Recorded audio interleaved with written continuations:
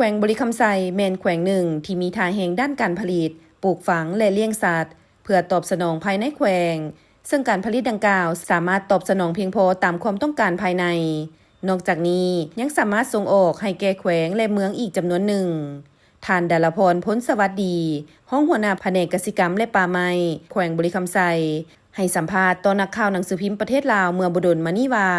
ในระยะฤดูแล้งผ่านมานี้แผนกกสิกรรมและป่าไม้ได้เอาใจใส่สุขยุส่งเสริมประชาชนทำการผลิตอย่างเป็นขบวนฟุดฟื้น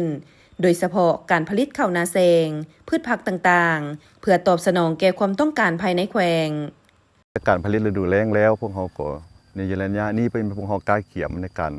ผลิตฤดูฝนเนาะโดยเฉพาะเป็นการปลูกข้าวนาปีเนาะแล้วก็ปลูกพืชฤดูฝนเนาะพวกเขาก็ได้มีคณะกรรมการ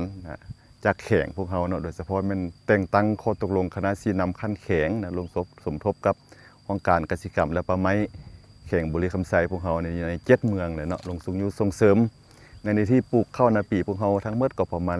37,000 กว่าเฮกตาร์เนาะซึ่งว่าเมื่อฮอดปัจจุบันนี้แม่นพวกเขามีการปักดำสำเร็จแล้วประมาณ 14,000 กว่าเฮกตาร์เนาะเทียบเป็นเปอร์เซ็นต์ก็ได้ประมาณ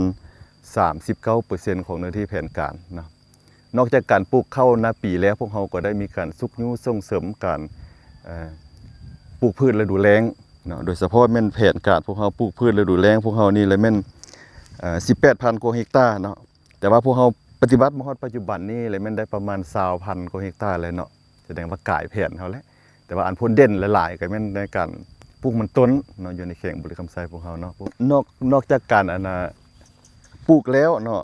พวกเขาก็ยังมีการเลี้ยงเนาะมีการเลี้ยงสัตว์อาจจะว่าเดี๋ยวสุขยุส่งเสริมการเลี้ยงสัตว์ไปพร้อมโดยเฉพาะแม่น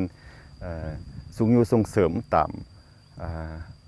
แผนการพัฒนาของแข่งเนาะก็คือของศูนย์กลางอะไรโดยเฉพาะแม่นสุขยุการผลิตเพื่อค้ำประกันเสบียงอาหารและลดพรการนำเข้าเนาะจากต่างประเทศเนาะนอกจากนั้นพวกเขาก็มีการสุขยุการปลูกการเลี้ยงเป็นสินค้าเนาะเพื่อให้เป็นการส่งออก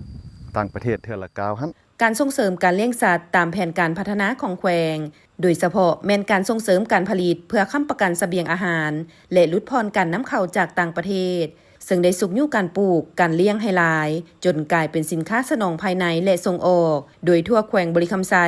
มีฟาร์มงัวควายประมาณ48ฟาร์มมีงัวควาย 5,000 กว่าตัวมีฟาร์มหมู13ฟาร์มโดยเฉพาะหมูพันธุ์ซีนและลูกหมูนอกจากการเลี้ยงหมูแล้วยังได้ส่งเสริมการเลี้ยงปลาในหนองปลากระสังซึ่งสามารถสนองภายในแขวงได้อย่างเพียงพอทั้งส่งออกไปต่างแขวงจำนวนหนึ่ง